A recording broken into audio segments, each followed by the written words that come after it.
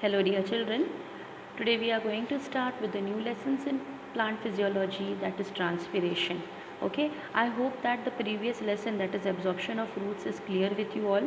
Please see the extra marks so that it will be more clearer the processes will be given, so and it will be helping you for a better understanding also. Okay, now today we are going to proceed towards the lesson that is called as transpiration. Now when we are talking about transpiration, we are going to see the process of it. We are going to analyze the whole process of transpiration. Okay, what are the concept, what is the importance of transpiration. Okay, as well as we are going to see all the other aspects, that is how is the mechanism, what is different types of transpiration, and the brief idea about glutation and bleeding.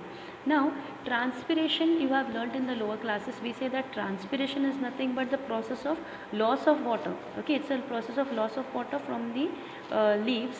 Okay, that is the water vapor is given by out and other from the other aerial plants as parts of the plant as well. So when we are talking about transpiration, transpiration is a very useful process for the plants. Okay, first of all, it is helping to build a suction force. Okay, a suction force is created which enables the roots to absorb the water and minerals and send it towards the plant. Okay, from the stem towards the plant. And second important point is transpiration leaves a very cooling effect. Okay, so these two processes we are going to study, that how transpiration is beneficial or significance of it, as well as how it is producing a cooling effect. Okay, so here we will start with transpiration. Okay, here an introductory part is given. Water is being continuously absorbed by the plants. Okay, so this water which is absorbed by the plants, out of the out of the full usage of water, only 2% of water is used for photosynthesis and rest is evaporated in the form of water vapor. Okay, in the form of transpiration process, you can say rest of it is almost lost to the atmosphere. Okay, and this process then is called as transpiration. So transpiration is the process of what? Loss of water in the form of water vapor from the leaves and other aerial parts of the plant. So transpiration is process of the loss of water either from the leaves and the other aerial parts of the plant. Now here there is a small demonstration of the process of transpiration which is given in your 6th standard. Also you must have tried this experiment in your 6th or 7th standard. So let us see what is this experiment actually. Now here we have you have to take one medium sized plant over here and you have to cover it with a polythene bag. So even you can try this experiment at home. So here when you cover it with polythene bag, you have to keep it for few hours covered like this in the polythene bag, and you have to leave this plant in the sunlight for maybe an hour or two. So what will you observe is that after some times you will see certain water vapors over here. You will observe certain water vapors on this polythene bag. Now from where these water droplets, so from where these water droplets have come, so these water droplets have come, okay, from the process of transpiration. How? Because there is a loss of water which is going on, right? When this loss of water is going on, the water vapors are there, they condense on the polythene bag. As the temperature is cool outside, they will condense and form the water droplets. Okay, then you take one more polythene bag, simply a polythene bag, and you tie its mouth and keep it in the sunlight. Okay, this will show no droplets of water, and this is a control. Now what is control? You must have seen a previous lesson also, there was something called as control. Let me tell you, control is a biological term. Okay, basically it is, what this control is, it is providing us a baseline, so it helps us to compare with the other experiments. Okay, it helps to compare with the other results. So the researcher who is there, who is doing a research, he always has a control. Okay, he always has a control, that is just to compare the other experiments. Okay, now what we are supposed to do is, so this is the process, the water droplets are seen on the polythene bag. Now if you take a cobalt chloride paper, or cobalt chloride paper is basically used for checking the moisture, and if this particular cobalt chloride paper is kept inside and if it is turning moist, okay, sorry, if it is turning pink, then we say that the water was that the particular water droplets are water, that is the moisture. Okay, that is the reason we are using a cobalt chloride paper. Okay, now let's go to the second experiment. I hope this experiment is clear with you. Now the second experiment. Now in the second experiment, we can see here that there are three particular bell jars which are given over here. Okay, setup A, B and C. So 3 bell jars are given. So can you see the C1 is the control, as I told you, to just analyze the experimental results of it. So C is used as a control. Now let us see what we are supposed to do in this. Now you have to take a setup A, you have to take a small watered plant, basically having wide broad leaves. Okay, broad leaves should be taken, and in one case, in set A, you have to take you have to tie it like this. Okay, take a plant and enclose the pot completely with a polythene bag and tie the mouth of the bag firmly around the base of the stem. So can you see here? Okay, this is the polythene bag and it is tied. Okay, tie the mouth of the bag firmly at the base of the stem. So here it is tied. Now this would prevent the escape of water, okay, water vapor from the plant. And now you have to just cover it with a particular bell jar. Okay, then setup B, what you are doing in setup B, also same way you have to take another similar plant. Similarly you have to tie it with a polythene bag here, but here what you are doing is you have to enclose. Here you are also keeping a piece of dry cobalt chloride over here. Okay, you are keeping a piece of dry cobalt chloride by the side of the plant, and this paper can be pinned. So this is the paper is pinned on the wooden stick or a strip of cork cloth. So as I told you, cobalt chloride is an indicator of moisture. Okay, it will turn blue when it is dry and it becomes pink when it is exposed to moisture. Now in the third setup, you just have to put the cobalt chloride paper and the which is tied on the wooden stick. Okay, this is a setup C. Now you have to keep these bell jars for half an hour. Okay, after half an hour, what do you observe? You can observe that bell jar A, which is there, it has water vapor condensed on the inner walls. Can you see? These are the water droplets. How? By the process of transpiration.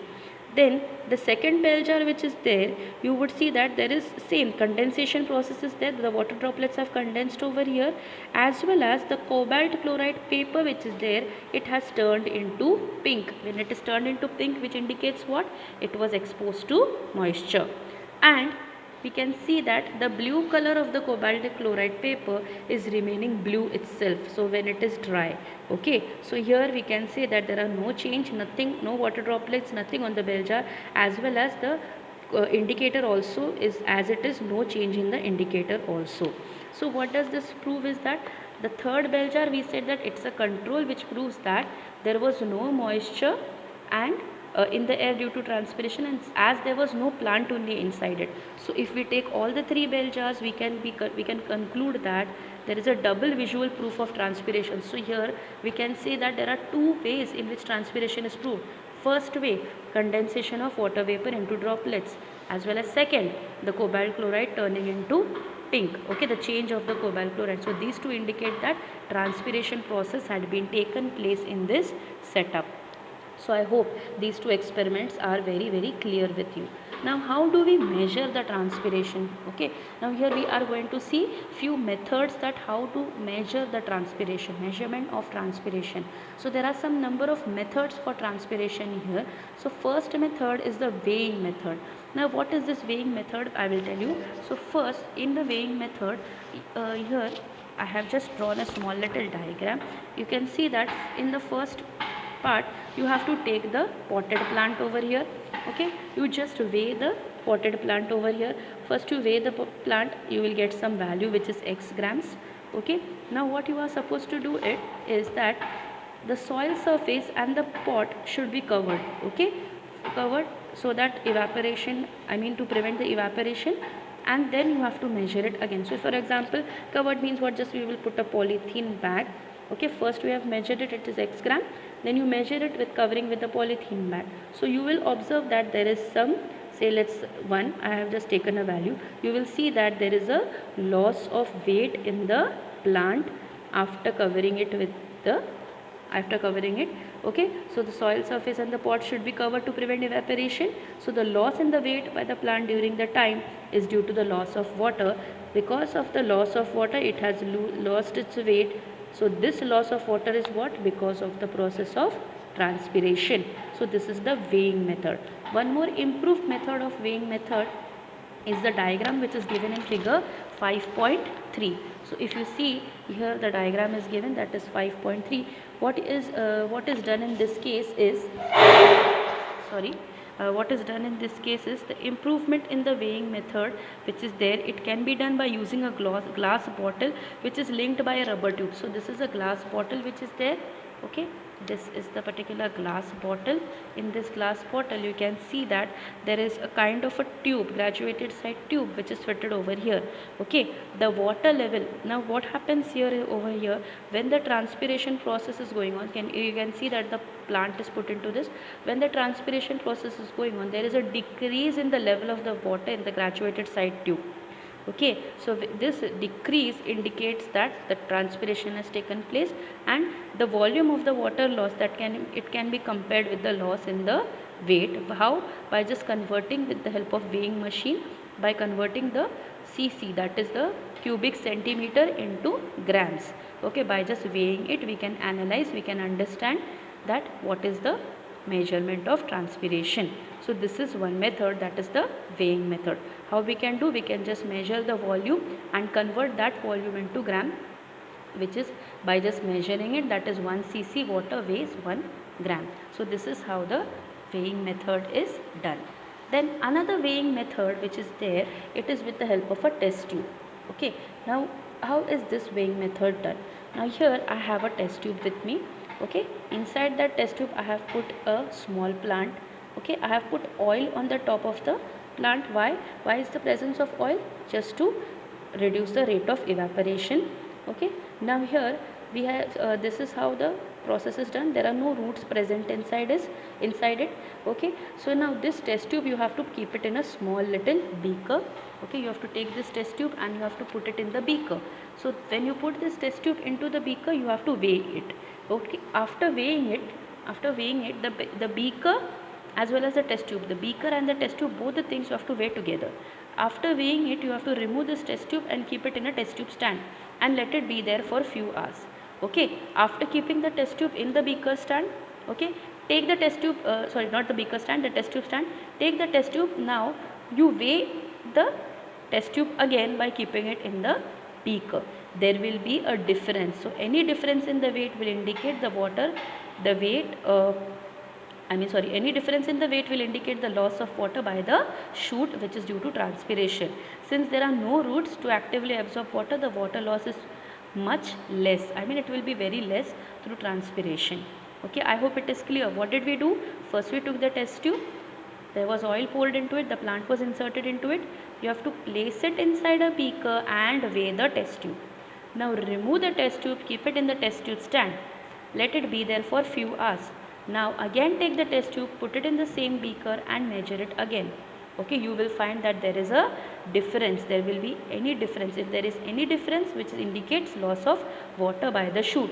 Here roots are not there, so the absorption of water will be very less because of transpiration. I hope these two weighing method experiments are clear. Now let us proceed towards the another experiment which is called as the potometer method. Now what is this potometer, right? Potometer is nothing to be done with pot. It is just the meaning in Latin, that is poton is to drink and meter is to measure. So potometer is a device which measures what? It measures the rate of water intake by plant. How much water it has taken. Okay, that is measured by the potometer.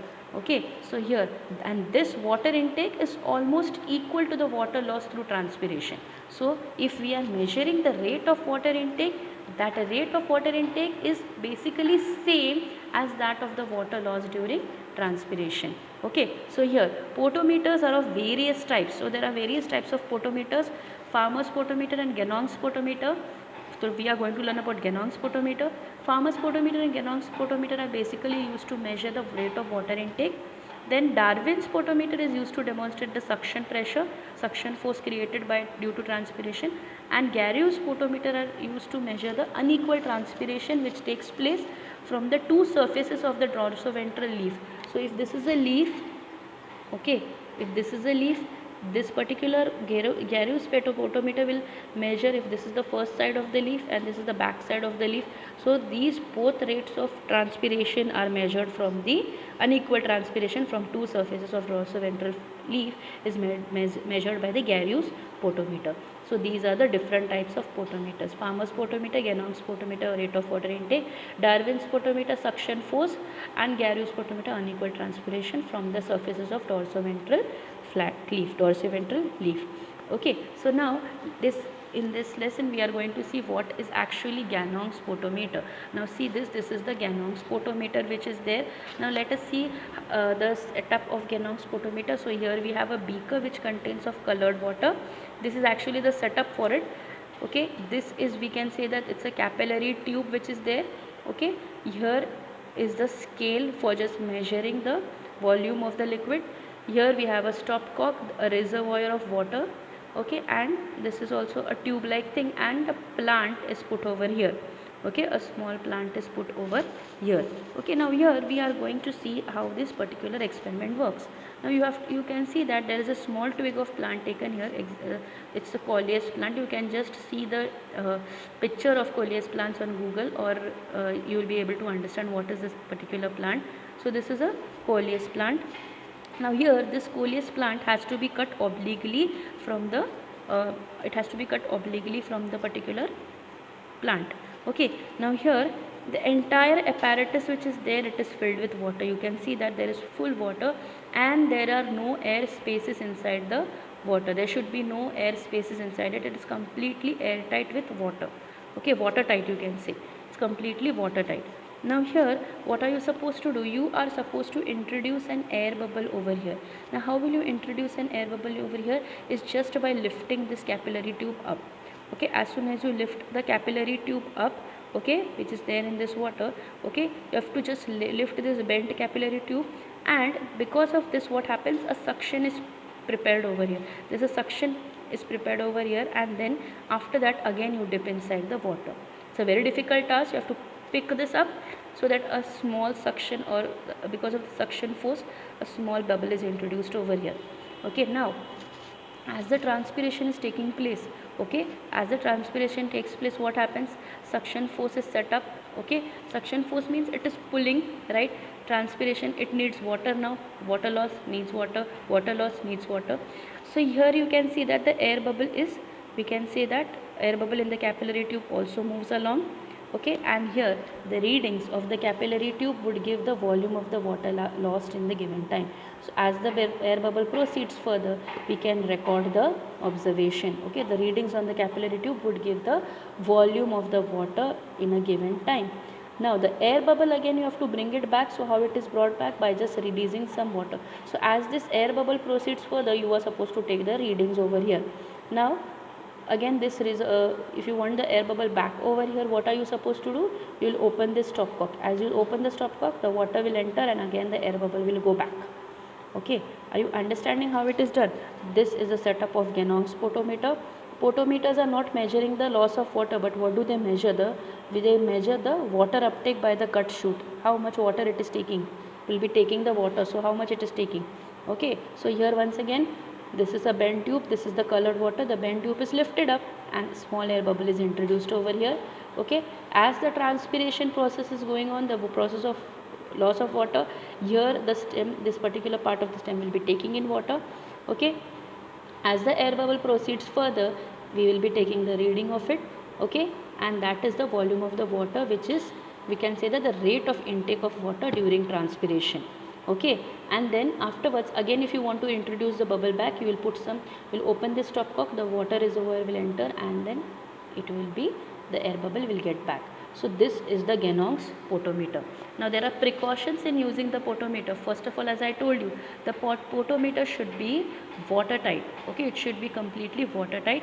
Then as I told you, the twig which is there, it should be complete cut obliquely as to allow large surface of water intake, and to avoid the suction of air bubbles into the twig, which will stop the absorption of water into the xylem. So why we are taking it oblique? So that more water intake will be taken, as well as to avoid the suction. If the air bubble gets over here, okay, if there is any air bubble over here, it will stop the process of uh, what is the process of absorption of water through the xylem. So these are the two precautions. Okay, now what are the limitations? There are limitations, as I told you. Introducing the air bubble is not very easy. It's a very difficult or tedious task. Secondly, the twig may be not remaining fully alive for a longer time, okay, because there are no roots, no stem. Third, any changes in the outside air temperature may affect the position of the air bubble in the capillary tube. Any changes in the temperature, whether it is more or whether it is less, will affect the uh, air bubble in the capillary tube. So this is the experimental setup of Ganong's photometer. I hope these all aspects are very clear. You can just watch the videos of Ganong's photometer, as well as you can visit the extra marks things. So here we started with transpiration. I explained you what is transpiration. Then we saw the demonstration of transpiration with the help of a polythene bag. Then second experiment we saw about the bell jar. Then how to measure the rate of transpiration, right?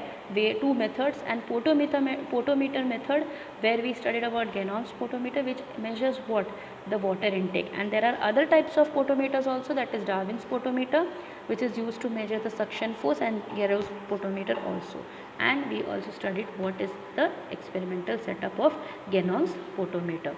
Okay, I hope all these aspects are very clear with you. Photometers questions can be asked like this. That is the second one. You have to name the apparatus of it. Okay, like these types of question answers can be asked for the process. Okay, what is the use of reservoir? All these things it can be asked. It's just an experiment which is given over here. Okay. So any doubts, you can just clear it to me. Thank you so much. Take care, children.